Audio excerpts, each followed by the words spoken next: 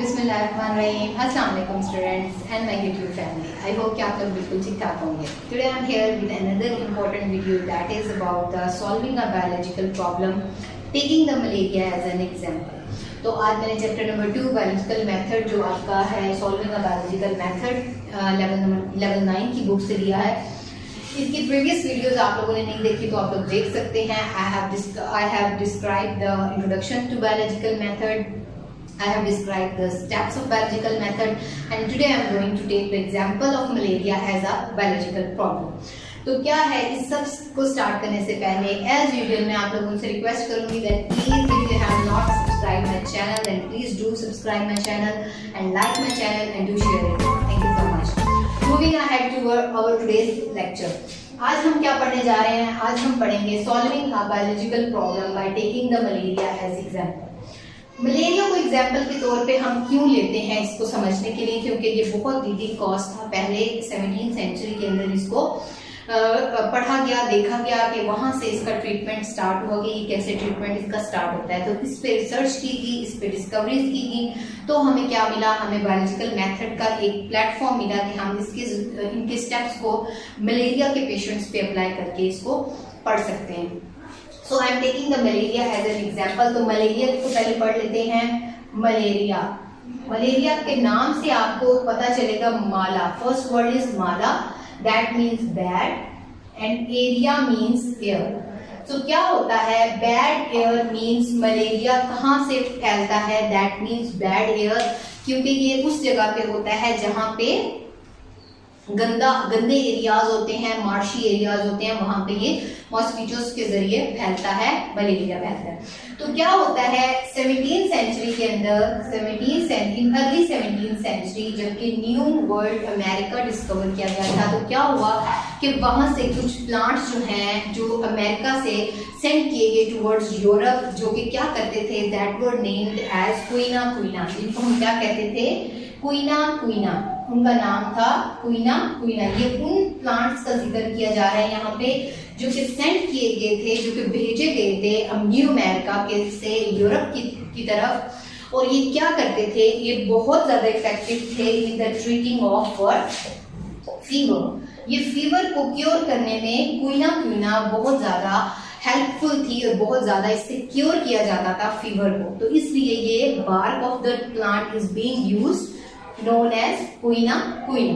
अच्छा, क्वीना क्वीना के बाद क्या हुआ? There was discovered the cinchona।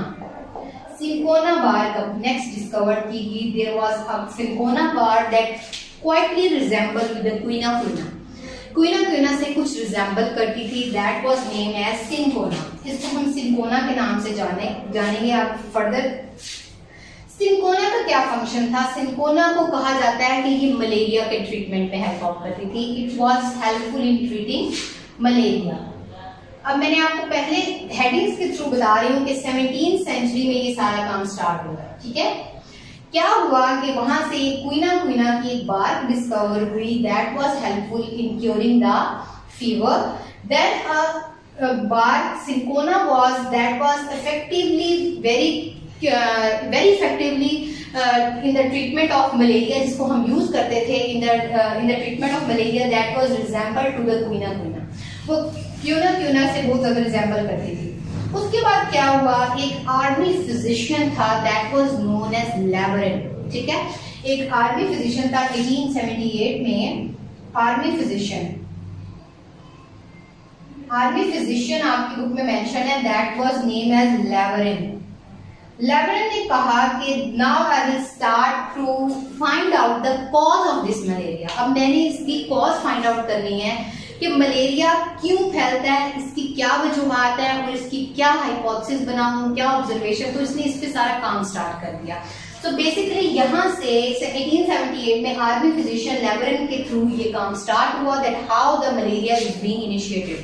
Malaria कैसे स्टार्ट हुआ और इसको कैसे आगे फर्दर इसके बारे में पढ़ा गया। So now we will discuss about some of the observation that are being made by Laveran. Laveran ने जो हमें दी थी, कुछ ऑब्जर्वेशन दी थी, ऑब्जर्वेशंस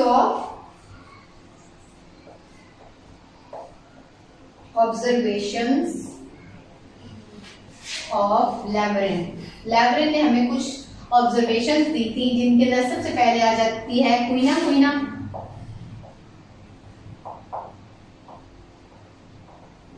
उसके बाद आ जाती है Plasmodium is the cause of malaria,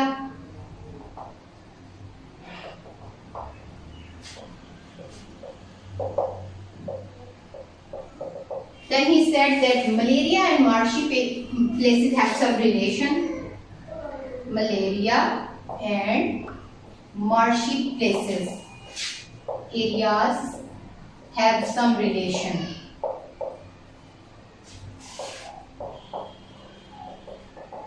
So the quina he said it is helpful for curing the disease. For curing the disease. So ये थी ऑब्जर्वेशन ऑफ लैवरिन। लैवरिन ने ये 3-4 ऑब्जर्वेशंस दी थी, जिसके जरिए उसने बताया था कि क्वीना क्वीना को हम कह सकते हैं that is helpful for curing. Then he said that plasmodium is the cause. उसको लगा था इन 1878 जिसने सर्च की थी तो उसने उसी वक्त ये चीज समझ ली थी कि that Plasmodium may be the cause of malaria. तो उसने उस वक्त ये ऑब्जर्वेशन दी थी। उसके बाद फौरन से उसने एक हाइपोथेसिस बनाया। उस हाइपोथेसिस को हमने ऐसे बुक में मेंशन इन्होंने किया है कि the plasmodium is the, ऐसे मेंशन है, plasmodium is the cause of malaria। तो ये उसने हाइपोथेसिस बना दिया in the form of inverted commas that I am saying that मैं एक फर्ज कर रहा हूँ that plasmodium is the cause of malaria। मैंने ये फर्ज कर लिया that plasmodium is the cause of malaria। इसके बाद इसने क्या किया, further he gave the deductions, जैसे स्टेप्स चल रहे हैं।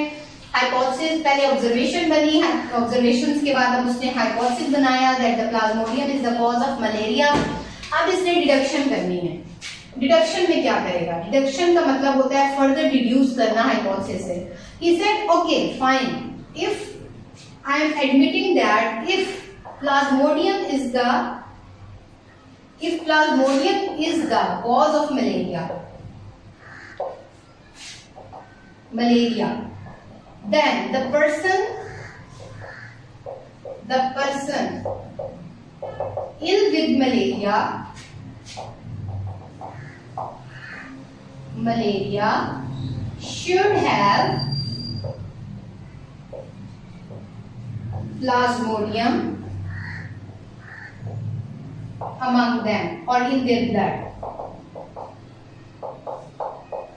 So ये था उसका inverted commas में डिडक्शन।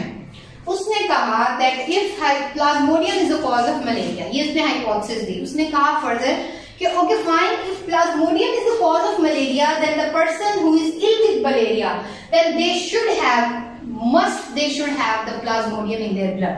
फिर उनकी बॉडी से जब टेस्टिंग की जाएगी तो उनकी बॉडीज के अंदर क्या होना जरूरी है, प्लाज्मोडियम। यहां तक हो गया। फर्दर इस पे क्या किया गया, इस पे काम करने से पहले एक और नेक्स्ट साइंटिस्ट AFA किंग आ गया। AFA किंग ने क्या किया, he gave his own observations। उसने अपनी कुछ 18 के 20 आप कह सकते हो he listed observation, जिनमें से कुछ इंपॉर्टेंट आपकी बुक्स में मेंशन है। that are likewise that there is no relation between the malarial and the marshy places। Then he said that the people who slept the outdoors are more likely to get, you can say, malaria than those who sit indoors। For example, वो लोग जो के you can से मच्छरदानी आप लोगों ने सुना होगा उसके अंदर सोते हैं, ठीक है, उनको क्या है, उनको मलेरिया नहीं होता एज कंपेयर टू उन लोगों को जो कि मच्छरदानी या नेट्स के बगैर सोते हैं, ठीक है। और दूसरी बात उसने ये की कि स्मोकी एरियाज के नजदीक मलेरिया नहीं होता। स्मोकी एरियाज के नजदीक ये जो एनोफिल्स मॉस्किटो है, ये मॉस्किटोज हैं, ये कम होते हैं। तो ये उसकी अपनी ऑब्जर्वेशन थी। उसके बाद उसने मार्शी एरियाज का रिलेशन खत्म किया, there is no relation between malaria and the marshy places. तो ये 3 ऑब्जर्वेशन उसने लिस्ट किए थे। उसके बाद एफए किंग के बाद एक्सपेरिमेंटेशन का वर्क स्टार्ट हुआ। एक्सपेरिमेंटेशंस के अंदर क्या हुआ, रोनाल्ड रॉस ने किया था। रोनाल्ड रॉस ने एक एक्सपेरिमेंट किया था। What he did, he took a mosquito that is known as female anopheles mosquito,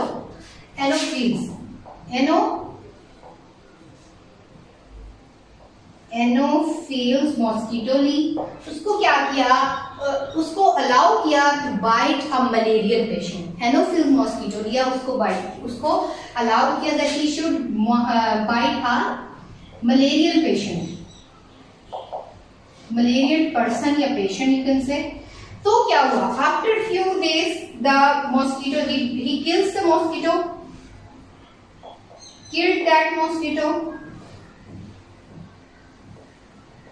What he further observed? He observed that there was plasmodium in the blood of mosquito. Plasmodium in blood of mosquito. तो क्या हमारी conclusion यहाँ से निकली कि हमने जो अपना दिया था hypothesis that plasmodium is the cause of malaria, वो हमारा प्रूव हुआ कि वाकई ही प्लाज्मोडियम इसके अंदर आया है मॉस्किटो के अंदर। तो क्या हुआ that a person who is having malaria was having the Plasmodium.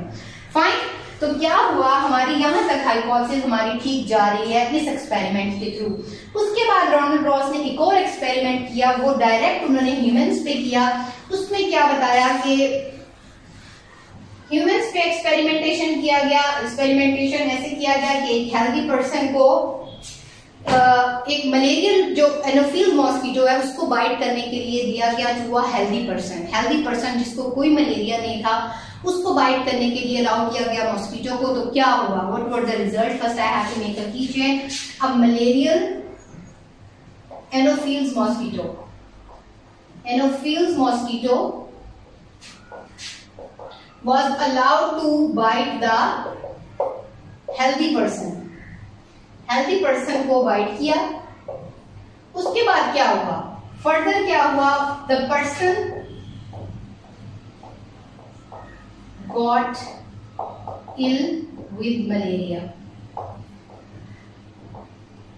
क्योंकि एनोफिल्स मॉस्किटो ने उसके अंदर क्या ट्रांसमिट किया था, बिकॉज प्लाज्मोडियम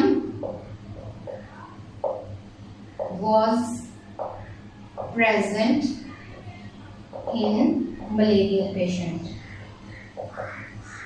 तो क्या कंक्लूड हुआ, that the malaria is always being caused by the plasmodium transmitted by the mosquitoes।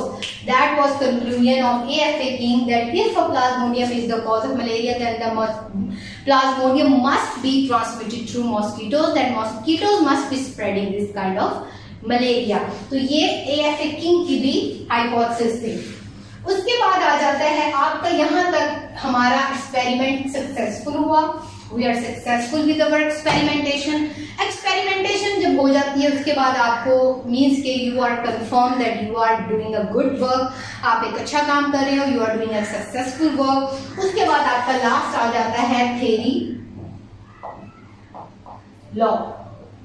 ये दो चीजें जो हैं ये बहुत इंपॉर्टेंट हैं। थ्योरी और लॉ का क्या मतलब होता है? थ्योरी वो होती है जिसके अंदर आपका एक्सपेरिमेंट वर्क क्लिक हो जाता है, मींस के क्लिक कर जाता है, यस हो जाता है, उसके बाद आपकी थ्योरी बन जाती है।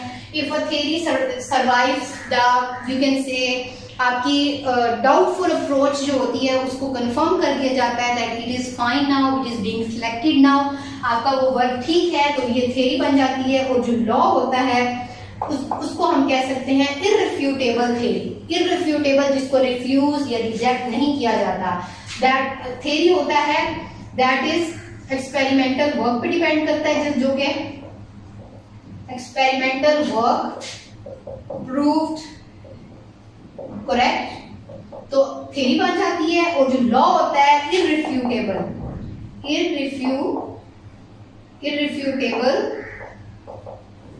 theory becomes law, it becomes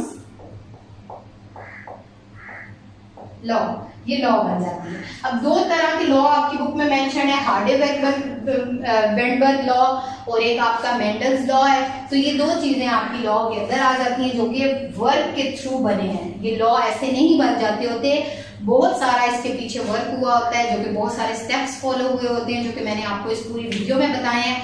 जो फर्स्ट से स्टार्ट होता है और बहुत लंबा प्रोसेस होता है। ये पढ़ने में बिल्कुल शॉर्ट होगा, लेकिन ये बिल्कुल बहुत सालों का काम होता है जिस पे काम किया जाता है, तो तब जाके ये लॉ बनता है और ये लॉ पूरे उसमें रेगुलेट किया जाता है। So that was all about my steps of biological method. I hope you understand that. So Please do share my videos, like my videos and subscribe my channel Humber Science Academy. Thank you so much.